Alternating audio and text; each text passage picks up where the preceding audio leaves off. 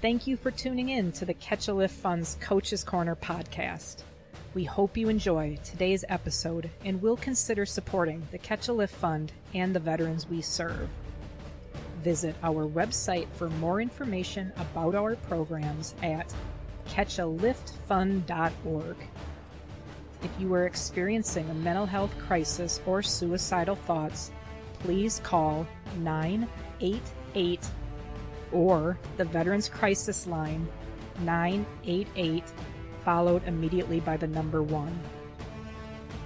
The views and opinions expressed during the Coach's Corner podcast are solely those of the individuals involved and do not necessarily represent those of the Catch a Lift Fund. The Catch a Lift Fund does not verify or warrant the truth or accuracy of statements made during the podcast, and statements therein are not to be construed as an official policy or position of the Catch a Lift Fund.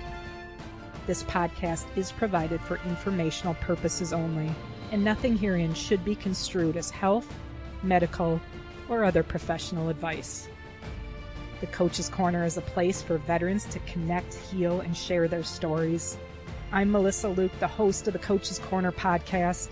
I am a U.S. Army Iraq War veteran, coach, and program director for the Catch a Lift Fund. The Coach's Corner is sponsored by ID Technologies. Welcome to this week's episode of the Coach's Corner. I'm excited to welcome back Ken Fontenot to today's show. Ken is a U.S. Marine Corps veteran, Cal veteran athlete, and new state legislator for North Carolina. We highlighted Ken's service in episode 102. Check out that episode to hear more about Ken's service to our great country. Today we'll be discussing Ken's recent run for office in North Carolina. Welcome to this week's episode of the Coach's Corner. Ken, welcome back. Thanks for taking some time with us today. Hey, Melissa, it's good to be back, and thank you for having me on it again. Always such a fun time getting to talk with you, Ken. Let's jump right into it. Ken, what drove you to run for office? I was considering running for office. The thing I remember most clearly was going to Afghanistan in 2012. And then I always heard the horror stories of the rules of engagement in Vietnam from my uncle and other people who fought in that era. And then, it was so surreal that when I finally got there, I was getting those same rules that just didn't make sense. And I clearly saw that, policy drives insanity in times. So I felt like if there's any perspective our nation needed, it was a veteran perspective, because we are often on the end of policy decisions where we see directly the impact of what somebody was thinking in Washington or wherever else. So I felt like my perspective, along with many other veterans, was absolutely needed in that sphere. Ken, so fast forwarding here, what was it like for you to get a bid from a party that you weren't affiliated with? It was several things. First, it was like I considered it providential because, I guess I always had like a leaning toward just being interested in political affairs, though I never got involved. Most I ever did was vote. That's it. I never volunteered, was never activist, none of that. And then one day I was looking at the representation I had in my county, very dissatisfied with it because the woman who was representing us didn't even live in our county. And I just prayed, God, if you make a way for me to do this, I'll do it.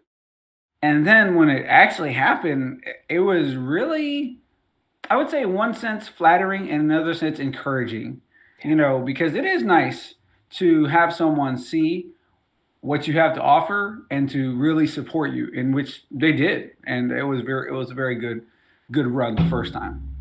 That's tremendous. Ken, after you got that bid, what were the next steps?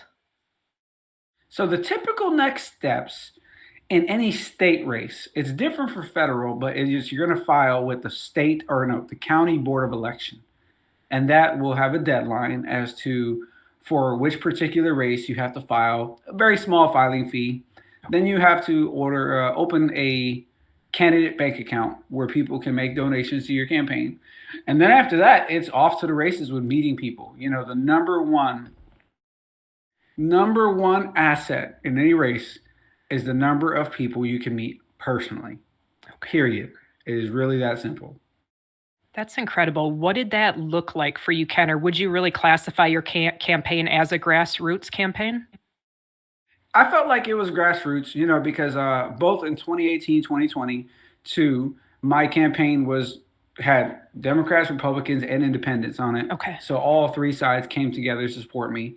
And then That's I also incredible. for Let's highlight that for a minute because that I mean, when you first told me that, I'm like, wait, what? Because we see so much, right? I was, fighting across political lines and so much. So I just want to touch on that for a minute. What was that like to get support across all the aisles? it was good. I mean, because it's like I find it really disconcerting that people would believe our country would be better if the other half of it was not there. I mean, I think that's odd. And then, it's also like weird because it's like, okay, someone has a different view to me, doesn't mean I need to demonize them and they're going to destroy the world. Are there people I absolutely positively disagree with? Absolutely. But at the same time, I believe that we all really are fighting for the same things. I think we all want justice. We all want people to prosper. We want to be a land of Right. opportunity and freedom and a place where we continue to maintain the traditions that we've had. And so to be able to bring together all sides solidly and have them even speak out publicly that they were on my side, I was pleased because I believe that can be done. And that was one of the things I really wanted to accomplish. Absolutely incredible. Ken, talk to us some more about that grassroots campaign. What did that look like for you? Other than having people door knock for me, it was door knocking myself. Some people really like to attend events, and I think events are good. But my only issue with events is that there's a gazillion of them, and if you're at a decently sized event, most people will not know you're going to be there, and you can't meet everybody in a room. So I like to meet people where they're at, which is at home. And so now that people are working from home, oh man, it's a gold mine in my opinion for grassroots activity. And not only that, what I found interesting is that more people, I don't know, maybe because they're home all day, more people now than ever answer their door. And so I got to have so many face-to-face conversations. It was awesome. I enjoyed myself. Ken, talk to us about the grassroots campaign that you ran. Absolutely. I would say the key to any campaign is the number of people you can meet face to face as a candidate. Second key would be your supporters meeting someone face to face. So, what that looked like for us was going door to door. Like, it sounds old school, but it is, in my opinion, the easiest determining factor of support, yet it is the hardest in terms of time committal because it takes a Right. lot of time to do it. So, personally speaking, I spent most of my time meeting people face to face, door to door, having good conversations. And I felt like maybe it was the COVID era or something coming to an end. Maybe people were ready for a company because I had so many people open the door, invite me in, have That's incredible. conversations. It was nice. I bet it was. And I gotta think that you probably just had some very incredible conversations from people from all walks of life. But I am curious, you can also run into some people that they're very angry. They're angry, just stuff going on and, maybe injustices or whatever it may be. How do you handle that when you're literally knocking on doors and folks are, kind of keyed up and just upset about what's happening in the community? It's interesting. So we did somewhere over 10,000 doors, and that Oh, was 10th. Oh my gosh, that's incredible. Wow. thank you. Thank you. Whew. I think me and my kids did several thousand. I had one guy knock his whole district. We had another couple people do several hundred to a thousand. So, what's fascinating? In that several thousand, there were only three or four people who they just closed the door on us, Okay. and that was it. We actually, from door to door, did not have a single hostile conversation.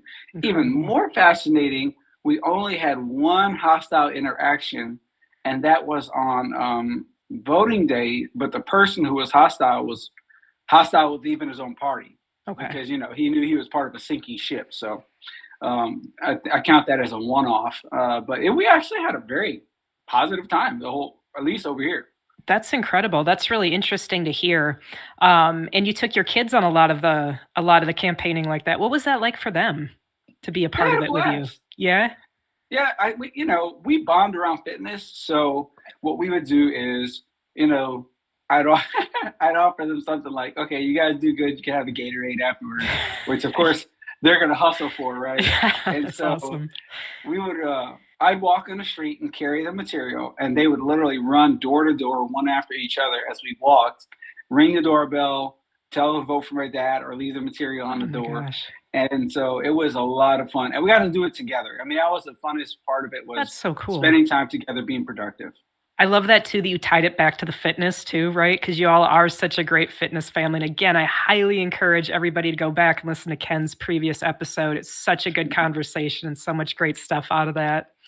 I imagine that, that's going to be something they're going to look back on for decades to come and really their whole life, and I'm sure just be an incredible memory with their dad. That's just tremendous. So you said just thousands and thousands of doors were knocked on, Ken. How many volunteers did you gather during this time?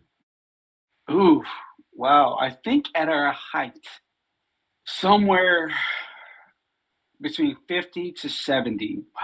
And I only say that because at some point in time, you'll lose track. Yeah. You Right. just do, especially here. I mean, the objective is simple, and that is knock the city, like get to every Okay. door in the city. But then you'll have things where like you'll have people in the county where you like give them a box of signs and Okay. pamphlets and say, hey, go to your people, right? And then you might have someone to say, okay, hey, I can go to my neighborhood. And then you might have someone say, hey, I have friends who need signs. And then it just starts spinning out of Wow, wow. control, in sense Yeah. of you lose track of who's doing what. You just know people are. Ken, so you did so much work, knocking on so many thousands of doors yourself, your children, all the volunteers. What other ways did you use to get the word out about your campaign? Letters to the editor, to the Wilson Times, which is our local paper. It has a good readership, and I'm always passionate about, for those that are interested, because some people are not, about what it is I'd like to see accomplished and what it is we're facing as a nation. And Right. so that was a good way to get the word out. The two biggest things I got feedback from were people who got our flyers at their door, and then people who read our letters to the editor talking about what we were going to do and why. So that seemed to be very productive for us, in addition to social media. Incredible. Ken, looking back at this time campaigning this past year, what would you say was the most difficult part about that process? A campaign is a marathon. And I've always heard, it's the first couple miles and the last couple miles of a marathon that are the most brutal. Yeah. And I would agree. When you first start campaigning and you hadn't done it for a while, going door to door is like nerve wracking because you haven't really got the sense of the community yet, where they're at with that type of Okay. thing. And then like Right. after a month or two of doing that, you realize no one's bothered by you, so you feel okay doing it, even optimistic. Okay. And then the last month is absolutely nerve wracking because no matter how much work you've done, nothing matters until you get the numbers, bottom line. So that is the other part, is hard, is getting to the finish line and actually crossing the finish line. But it is a great sense of relief once you do it. That's incredible. So let's talk about that, Ken. Take me through election day. Let's talk about election night. What can you tell us about that day? Yeah, so election day, typically candidates will try to make it to all 29, well, all the polls in their city. For me, it was 29. Now, You there's no way that's I'm getting to I was 29. gonna say, like, like, how yeah, how does that work? That's incredible. I don't think it's possible. I mean, I Yeah. don't even know how productive it is. So, what I did do was find the most valuable polls in terms of numbers and Okay. likely turnout. And that's where I stationed friends and family who wanted to work the polls for me. And then Right. I myself kind of parked myself at the largest poll where the people would be, which was, it just so happened to be my neighborhood. So I stayed there all day with my wife. Other than that, I would maybe go to places to bring some of my volunteers food and water or whatever else they needed, and then stay at the poll until it closes at 7:30. But we left maybe at like 5 or 6 so we can go to dinner. Okay. And then after The polls closed. The number is supposed to come in. Most states, counties are automated, but technology, you always got Murphy's Law, Yeah. right? Murphy's always going to Right. show up when Yep. things are inconvenient. And so, mm, out of the 29 polls, 16 came in by like 9 o'clock. There were still nine out. And by 10, it was obvious they weren't going to come in for something that happened. Oh, So at jeez. that point in time, I'm like, I don't care. I'm going home. I'm going to bed. And Oh so my I went gosh. home, went to bed, and then around 11:30, I got a call from the speaker of the house. He's like, "Congratulations!" I said, "What happened?" When I left, the numbers weren't in yet. He said, "No matter what happens from now, the numbers are such that you cannot lose." I'm like, "Sweet." All right, we did Oh it. my gosh. So I got the news around 11:30, and then finally around 1 in the morning, all the polls came in. Ken, what was the feelings like in the moment when you received that phone call? You're home, you're in bed, time to call it a day, and you get that call from the Speaker of the House. What were the emotions in that moment? What's interesting? So one of my goals in my PTSD journey was equanimity. It's actually a word I hadn't heard about in almost all my life. I don't think I've ever heard about it, but when I found about equanimity, it was acknowledging the pleasurable in the moment, also acknowledging the painful in the moment, but coming back to center. So in the moment, I was I was like relieved, really. Like it was over. Yeah. I was Right. happy, and I wouldn't say I was like through the roof. I would just say I felt like equanimable. Like I was so happy to be doing it. I was excited to be doing it, but my prayer through this was win or lose, that I would just enjoy it, learning to enjoy the process instead of the product. Ooh, And I yeah. feel like that shift to processional enjoyment has just allowed me to enjoy more of every day in the moment, because I feel like when you get obsessed with the product, once you get it, now what? Right. Yeah. And so I would say it just really opened a door to more enjoyment. Like I love my job. I am not even in Yeah. office and I started working like a month ago. So I'm having a ball. So I would just say I was really more relieved than anything else, but also grateful to be able to be given that opportunity. Oh my gosh, that's incredible. Thank you for talking to us about that, Ken. That's incredible. I want to switch gears here just a little bit, and I want to talk to you specifically, Ken, about veterans in office. And you kind of touched on this stuff in the beginning, right? Policymakers and stuff, and who's affected by these policies and what's happening. So, Ken, why do you believe veterans are good candidates for office? I think veterans are good candidates for office because of practical experience and life experience. One of the things I really enjoyed about going to war with my brothers and sisters in arms is that there's a bottom line, and that bottom line is we're all together at the end of the day, and we need to realize that. I think that is often forgotten in the political realm and in the realm of all this rhetoric that we see going on in a Yeah. nation, and I think veterans see beyond that and are extremely practical while at the same time having a strong philosophical drive. And I feel like because veterans have already invested in the nation, they are more careful with what they do and why. They're more have more forethought, more forethought and insight into what they're doing. So I find veterans are just better leaders, in my opinion. Looking back and they don't even necessarily need to be challenging moments, right, Ken? But just um, experiences that you had, your time in Afghanistan and everything. Do you look back? Do you lean back on any of those experiences to what you're doing now in office? Absolutely. And it's interesting. So I feel like I'm going through officer candidate school again. That's But not incredible. only that, this is like a super much better version. And I'll give you an example. I had who was it? So we were going in our first day of orientation, and it was the services administrations officer, something like that. He runs the staff that works for us in essence. And he opens up to this to a freshman class. He's like, Thank you so much for everything you're doing. We really appreciate that the fact that you're here. You want to serve your country. Now, let me tell you all something. None of you are special. You're not doing anything groundbreaking. You're here, and then in a couple years you'll be gone. Someone else will take your place. Do you understand this? And Oh, I'm cracking up inside because some of my contemporaries are super upset at this message. But I'm yeah. like, man, after going through boot camp and OCS, I mean, tickle me with a feather, bro. You're not hurting my feelings at all. I mean, it was okay. I could care less because now that I've been through the fire of these military traditions, Right. I was not the least bit offended. So I feel like I'm prepared because of one being an officer in NCO has just given me experience that I believe helps me to understand the machine. The bureaucracy is very similar in the coordination of the execution of ideas. So I feel like I've been prepared for it. Ken, why are you eager to serve on the Veterans Affairs Committee?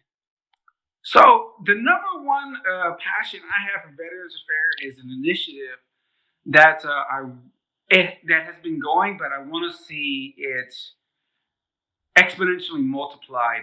And that is right now, we have uncovered that a lot of veterans were discharged with OTH, or in some cases, dishonorable discharges, because what we didn't know at the time was that they were undiagnosed for PTSD Yeah, right. and all the wounds of war.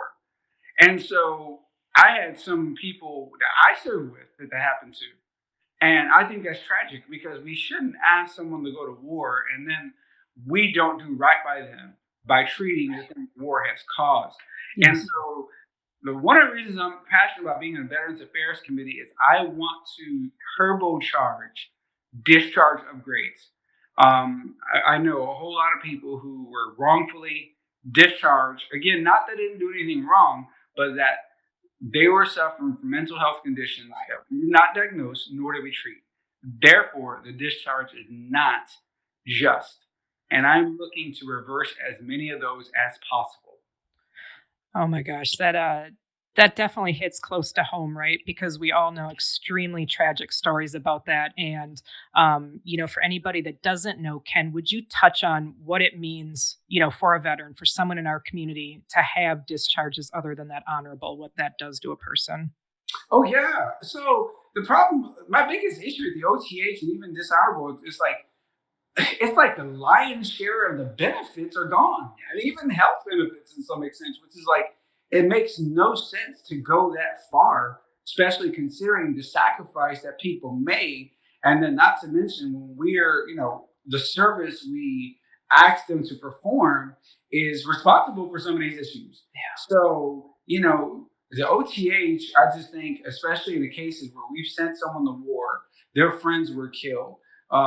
Wounded, injured, whatever have you. We ask them to do things that later on they feel were unconscionable. Whatever the case is, if they were discharged with that, and like many veterans who've been sent into the system without real good mental health care or even physical health care, that's a tragedy. And so some of the guys I'm working with, what they'll be able to get is their VA benefits. They'll be able to get medicine. They'll be able to get physical help. They'll be able to get mental help.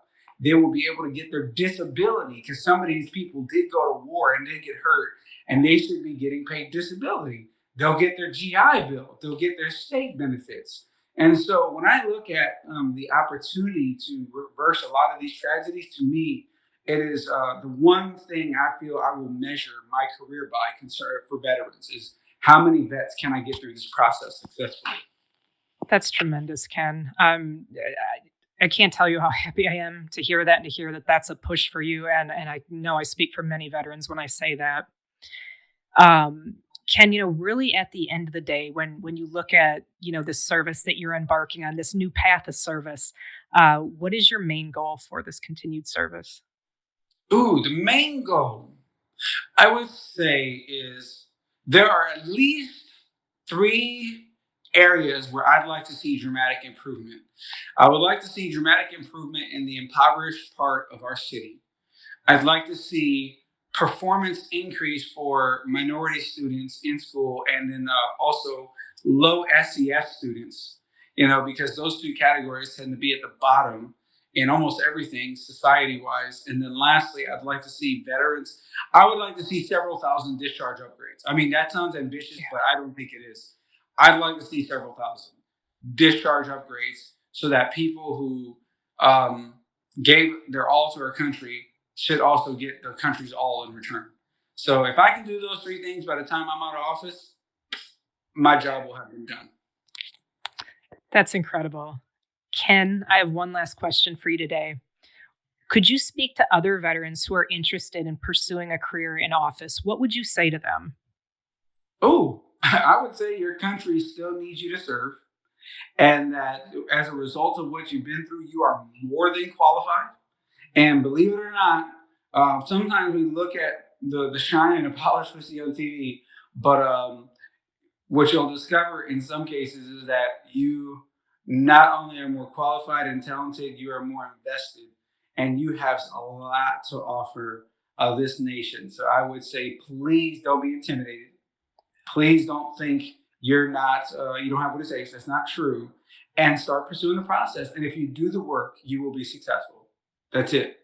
You do the work, you will be successful, and people will be glad that you served again. Those are pretty powerful words to end on, Ken. And, service runs deep in all of our blood, all of us veterans. Thank you so very much for coming on today, continuing to spread your light to our community, to your local community, to your great state. We're so excited to see all the great things that you do. We want to thank Ken for continuing to serve his community in such a powerful way. Thank you, everyone, for tuning in this week for another episode highlighting one of our incredible Catch a Lift veteran athletes. A special thank you to Ken for sharing your journey with us in this new endeavor. We were so excited to hear about it and to hear these words from you. Don't forget to join us every Wednesday live at 1 p.m. Eastern on YouTube for a chance to win Cal Swag and to chat with your brothers and sisters. If you liked today's episode, please be sure to like and subscribe on YouTube and leave us a review on your favorite streaming service. Until next week, keep it real and stay Cal strong.